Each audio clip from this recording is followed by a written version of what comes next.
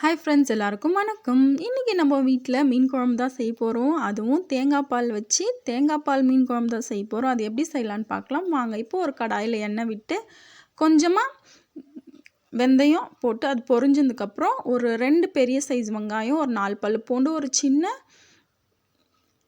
இஞ்சி இதெல்லாம் ஒரு ஃபைன் பேஸ்ட்டாக அரைச்சி இப்போ அதுவும் அந்த எண்ணெய் கூட போட்டு நல்லா வதக்க போகிறோம்.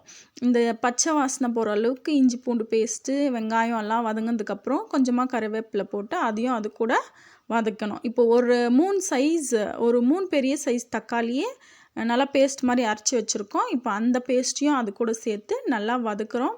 இப்போது இதோடைய பச்சை வாசனை போகிற அளவுக்கு நல்லா வதங்கினதுக்கப்புறம் இது கூட நம்ம மசாலா ஆட் பண்ண போகிறோம். 1 டீஸ்பூன் மிளகாத்தூள், கொஞ்சம் மஞ்சத்தூள், கொஞ்சம் பெப்பர், கொஞ்சம் jeera powder, pepper powder, jeera powder இதையும் நல்லா ஆட் பண்ணி கொஞ்சம் நல்லா அந்த எண்ணெயிலே வதங்கினதுக்கப்புறம் ஒரு நெல்லிக்காய் சைஸ் புளி எடுத்து கரைச்சி அந்த புளி தண்ணி எடுத்து வச்சுருக்கோம். அப்புறம் ஒரு அரை முடி தேங்காய் பால் எடுத்து அதையும் வச்சுருக்கோம். இப்போது இந்த மசாலாலாம் நல்லா வதங்கினதுக்கப்புறம் நம்ம கரைச்சி வச்சுருக்கிற புளி தண்ணியை அது கூட சேர்க்கணும்.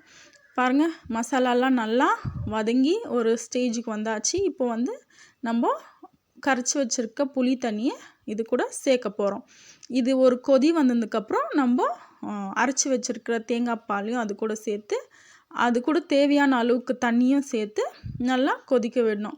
இப்போ பாருங்கள், நம்ம வதக்கின மசாலா, புளி தண்ணி இது ரெண்டும் சேர்த்து நல்லா மிக்ஸ் பண்ணி விடுங்க.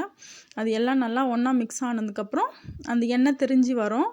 ஒரு கொதி வந்ததுக்கப்புறம் அந்த எண்ணெய் நல்லா தெளிஞ்சு வரும். அப்போது நம்ம அரைச்சி வச்சுருக்க தேங்காய் பால் அது கூட ஆட் பண்ண போகிறோம். இப்போ பாருங்கள், நல்லா நம்ம மசாலா அப்புறம் புளி தண்ணியெல்லாம் சேர்ந்து கொதி எண்ணெய்லாம் திரிஞ்சு நல்லா அழகாக வந்திருக்கு பாருங்கள். இப்போவே மீன் குழம்பு சாப்பிட்ட ஒரு ஃபீல். இப்போ இது கூட நல்லா திக்கான ஒரு கிளாஸ் தேங்காய் பால் அது கூட ஆட் பண்ணணும். இப்போ இது நல்லா ஆட் பண்ணி நம்மளுக்கு தேவையான அளவுக்கு தண்ணியும் ஆட் பண்ணி நல்லா ஒரு கொதி வர அளவுக்கு அதை நல்லா மிக்ஸ் பண்ணி மூடி வைங்க. இப்போ நல்லா அது மசாலா, தேங்காய் பால், புளி தண்ணி எல்லாம் மிக்ஸ் ஆகி கொதி வந்ததுக்கப்புறம் நம்ம க்ளீன் பண்ணி வாஷ் பண்ணி எடுத்து வச்சுருக்கிற மீன் அது கூட சேர்க்க போகிறோம்.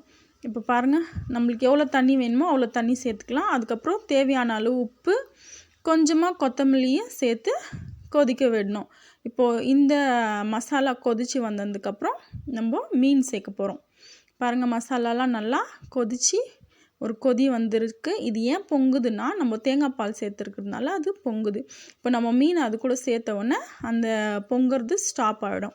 இப்போ பாருங்கள், நல்லா மீனை அது கூட ஒன்று மேலே ஒன்று அப்படியே அழகாக நம்ம ஸ்பேஸ் கொஞ்சம் இது பண்ணி அது கூட சேர்த்து மீன் நல்லா ஒரு 10 மினிட்ஸ் வெந்து வரணும்.